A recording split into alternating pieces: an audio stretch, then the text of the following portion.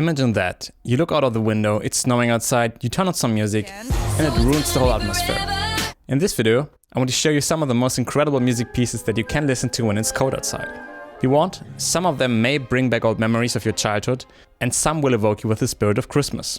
I've got one violin concerto, one symphony, one song cycle, one opera, one movie soundtrack, and one ballet for you. Let's start with the most obvious one. It was composed in 1725, around 300 years ago.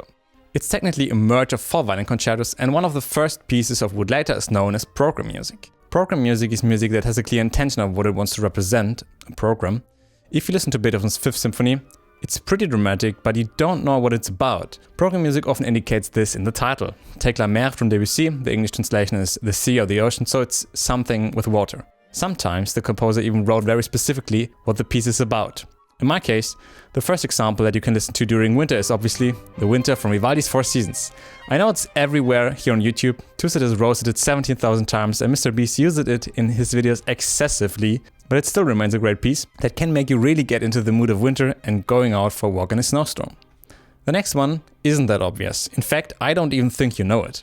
Piece number 2 is a symphony often referred to as Winter Dream or Winter Daydream. It always makes me feel like I'm part of a Scandinavian thriller and I'm about to play the detective to find a murder. The composer wrote this symphony in his early 20s and it is supposed to be inspired by a wintry landscape in the Ukraine. The symphony I'm talking about is from no one else than Tchaikovsky himself. Even if he wrote it so early in his career, you can already hear what is later to be known as one of the greatest orchestrators and composers of all time. It marks his style combined with a vivid youthfulness. Especially movement 1 and the light snowstorm, how I feel it in movement 3, get you into the right atmosphere.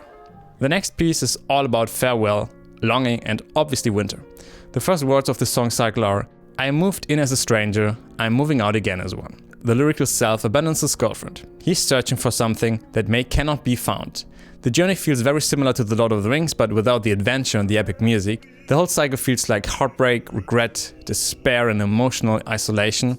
And whatever our composer Schubert wanted to tell us with the Winterreise, for me it's a wake-up call to live my life to the fullest and stop living in regret, bitterness and fear, because death is always closer than we expect. The opera I want to share with you is based on one of the most famous fairy tales by the Brothers Grimm. I've talked about this opera a few times already, but why does it work so well in winter? It's a fairy tale, the music is atmospheric, it is often based on folkloric melodies, and the whole theme of the opera is the triumph of good over evil. Do me the favor, just go to a window, put on the overture and look outside. I promise you won't be able to stop listening. If you don't like the opera, you will like opera after this one, I promise you. For me, Hänsel and Gretel always feels like Christmas and winter, even if it does not have a direct setting. If I'm right, it's one of the most performed operas during Christmas season. People can't get enough of this for good reason.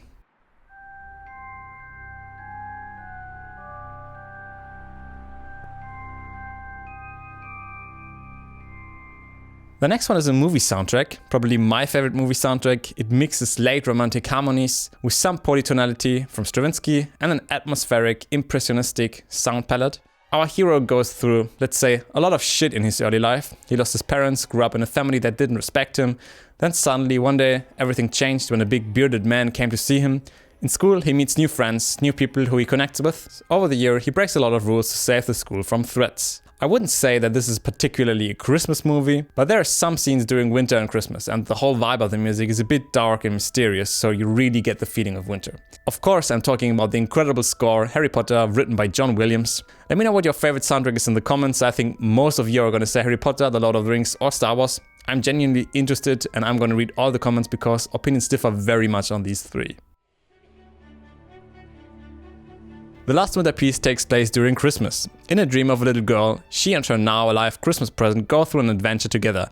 They face problems, they fight an army, and like so often in stories, they win. In the end, everything was just a dream.